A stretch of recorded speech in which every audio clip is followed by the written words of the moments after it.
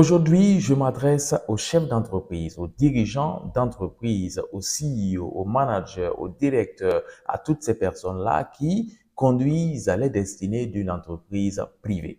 Attention, vous pouvez perdre de la ressource humaine très importante si vous ne prenez garde.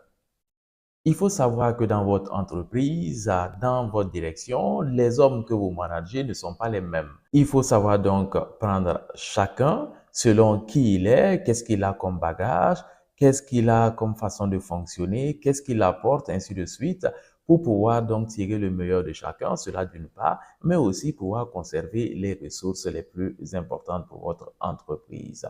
Si vous avez besoin de quelqu'un pour juste exécuter une tâche et puis c'est tout, vous ne voulez pas de réflexion, vous ne voulez pas que la personne soit une force de proposition, n'allez pas recruter quelqu'un justement qui a un niveau très élevé, qui est habitué à réfléchir, à proposer, qui est habitué à organiser, à analyser, qui est habitué à être autonome, à travailler de telle sorte donc à ne présenter que des résultats, eh bien, vous n'avez pas besoin de cette personne-là. Vous avez besoin d'un ouvrier, vous avez besoin de quelqu'un, un exécutant. Allez-y, recrutez un exécutant.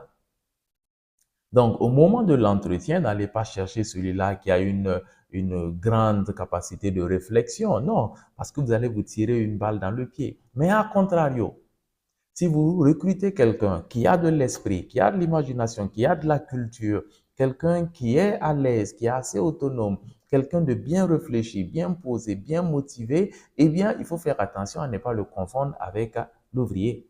Parce qu'à cette personne-là, il faut laisser les coups de franche. À cette personne-là, il faut savoir donc faire confiance. Il faut pouvoir l'écouter parce que cette personne peut avoir des idées lumineuses et à force de brider la personne, de brider, de brider, de brider, à un certain moment, la personne est découragée. Et j'en ai vu des personnes découragées en entreprise. Oui, j'ai vu des gens à qui j'ai fait des reproches, par exemple, je dis, mais là, pourquoi tu fais ça? Tu aurais dû, tu sais, moi, quand j'arrivais dans cette entreprise-là, je faisais ci, je faisais ça, je faisais telle proposition, ceci, cela, mais je me suis rendu compte que tout était balayé du revers de la main. Là, moi, je me fatigue plus. Voici le type de commentaires que j'entends parfois. Et c'est dommage. Et un employé comme ça, à la moindre occasion, est parti parce qu'il n'est pas du tout satisfait. Alors qu'un employé satisfait, et là, je ne parle pas du tout de revenus, je parle de cadre, je parle de lieu d'expression où la personne a la possibilité de se réaliser, de réaliser ses idées, de contribuer, de sentir que ses idées sont prises en compte et que ses efforts sont reconnus, eh bien, cette personne ne cherche pas à aller ailleurs. Et même s'il y a d'autres propositions financières supérieures, la personne ne les regarde même pas. En tout cas, dans la majorité des cas. Alors, je prends mon exemple personnel, une expérience que j'ai vécue il y a quelques années de cela en entreprise.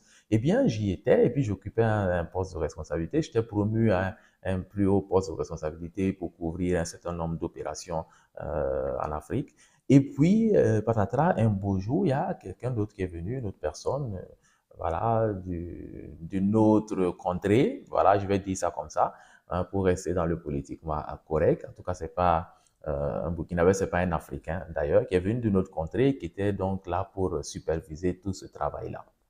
Eh bien, je me suis rendu compte que depuis que cette personne est arrivée, ce que je proposais n'était plus écouté, c'est cette personne qui était écoutée. Et pourtant, il fallait pas être grand clerc pour savoir que cette personne était foncièrement incompétente. Ça se voyait dans les prises de décision, ça se voyait dans les actions.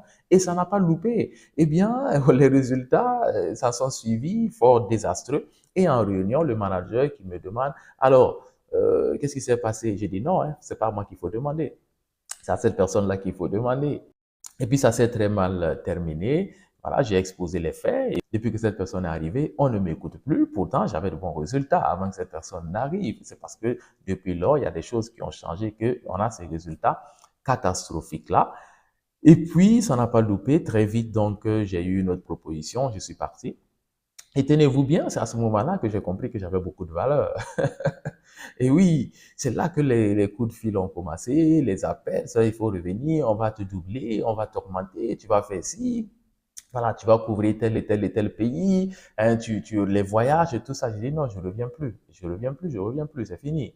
Voilà, je suis passé à autre chose. Bien, c'est juste une expérience pour vous dire que cela arrive effectivement, que vous avez sous les yeux un employé hein, qui se démène, qui se bat, qui est une force de proposition, qui a de belles idées, qui est très bosseur, très travailleur. Vous ne le voyez pas. Et puis, paf, un jour, il s'en va. Et c'est net au moment où vous dites qu'il s'en va que vous vous rendez compte que cet employé-là était important. J'en croise tous les jours. Je vois des cas comme ça tous les jours. J'ai des témoignages pratiquement tous les jours. Donc, je vais dire, il faut faire attention. Il faut faire très attention parce que si vous vous dites que tous les employés se valent au sein de l'entreprise, au sein de votre opération, eh bien, parfois, vous vous trompez. Parce qu'il y a des employés à l'intérieur qui ne font pas grand-chose, n'est-ce pas, et qui même viennent polluer l'atmosphère. Et si vous n'avez pas cette intelligence, cette hauteur d'esprit de vous dire que ceux-là qui mouillent le maillot, je dois les mettre à un certain niveau, je dois les écouter davantage, je dois leur donner la latitude d'exprimer encore mieux leur potentiel, eh bien, vous allez vous retrouver perdant.